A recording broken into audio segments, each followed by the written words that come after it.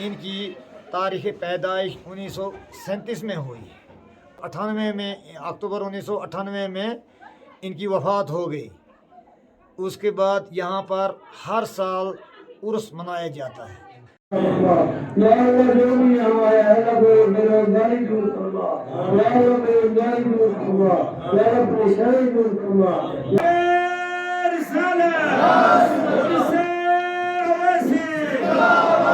ہم نے بتایا کہ یہاں پر عرس اویسی کے نام سے ہر سال 18-19 اکتوبر کو جو ہے یہاں پر عرس منایا جاتا ہے.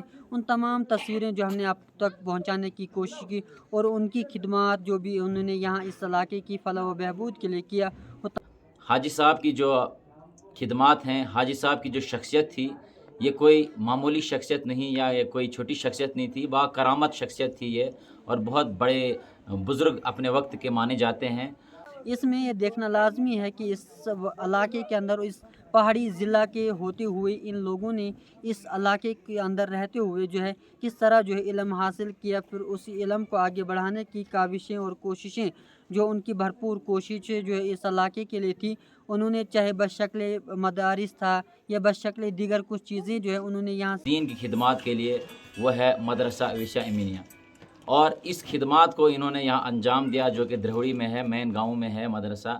وہ بہت عالی شان بلڈنگ ابھی جو اس کی تعمیر نو ہو رہی ہے، اور اس خدمات کو انجام دیا، اور ساتھ ساتھ میں دینی تعلیم کے ساتھ ساتھ اس میں ایسا بھی سسٹم انہوں نے رکھا کہ جس سے دنیاوی تعلیم بھی بچے حاصل کرتے ہیں. ابھی جو ہے 8th تک وہاں کلاسیں لگتی ہیں. جیسے کتابوں کا لکھنا اس وقت میں جس وقت میں یہاں پر قلم کا ملنا، کاغذ کا ملنا جو ہے دشواری کا سامنا تھا، اور اس وقت انہوں نے کتابیں یہاں سے شائع کی.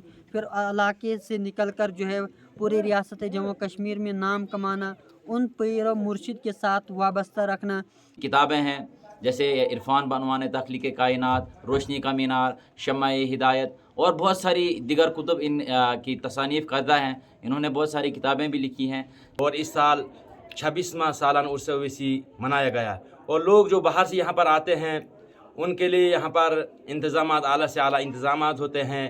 اور یہاں رات بھر یعنی شب داری ہوتی ہے، ختمات المعظمات ہوتی ہے، یعنی روحانی مجلس ہوتی ہے.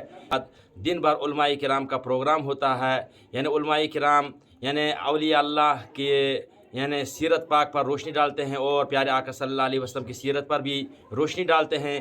کہ آج کے دور میں کتنا ضروری ہے، اور جادو برحق ہے، کرنے والا گنہگار ہے، اس کے لیے علاج بھی ہونا لازمی ہے. وہی پیر و طریقت جو ہے یہاں پر بھی ان کی جاری ابھی بھی ہے، چاہے ان کے آگے فرزند ہوں اور ان کے اب پوتے بھی جو ہے آگے اس کام کو انجام دے رہے ہیں. حضرت الحاج غلام رسول اویسی علیہ رحمہ نے جو دین کی خدمت کی ہے، اور اسی خدمت کی طرف آپ بھی رجوع ہو جائیں. حضرت الحاج غلام رسول اویسی علیہ رحمہ نے یہاں پر اور ایک چھوڑا ہے، جو انہوں نے کتاب لکھی ہے، جو ان کی ہاتھ کی لکھی ہوئی کتاب ہے، وہ 1100 صفحات 1100 یعنی صفحے ہیں. اور انہوں نے خود اپنے ہاتھ کی لکھی ہے، اس کتاب کا نام عرفان بانوان تخلیق کائنات ہے.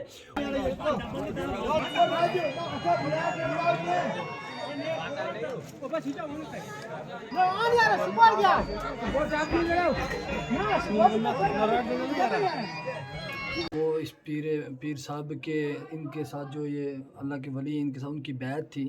پیر عبداللہ صاحب سے میری بیعت ہوئی، تو اس کے بعد الحمدللہ میں نے ان سے بہت فیض حاصل کیا. جو اللہ کے ولی ہوتے ہیں وہ اللہ سے جدا نہیں ہوتے. جو ان سے محبت رکھتا ہے تو اس نے اللہ کے ساتھ محبت رکھی، جو ان سے بغض رکھتا ہے اس نے اللہ کے ساتھ بغض رکھا. تو انشاءاللہ یہاں مجھے بہت کچھ فیض ملا کہ جتنے بے مثال جتنے بھی تعریف کی جائیں تو کم ہے.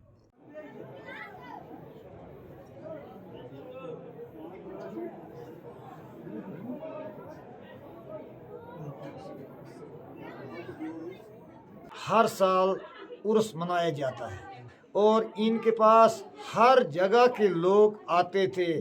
یعنی جموں کشمیر، پورے جموں کشمیر کے لوگ آتے تھے، آندھرا پردیش، حیدرآباد، انگلینڈ سے لوگ آتے تھے، دلی، کلکتہ، بمبئی سے لوگ آتے تھے، یعنی پیر مریدی کے سلسلے میں.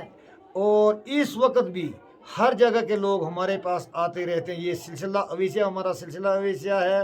اس سلسلے اویسیہ کے مطابق یہاں آتے ہمارا پیر و مرشد ہمارے الحاج غلام رسول اویسی ہی تھے.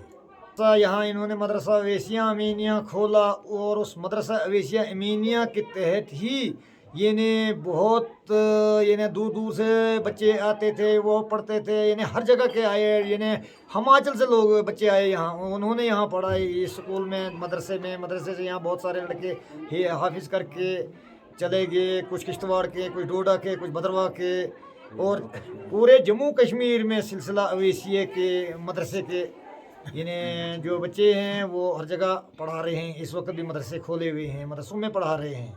ये रिपोर्ट हम पेश कर रहे थे ज़िला डोडा के द्रविड़ी इलाके से बिलाल बिलीसी खास रिपोर्ट के साथ। शुक्रिया।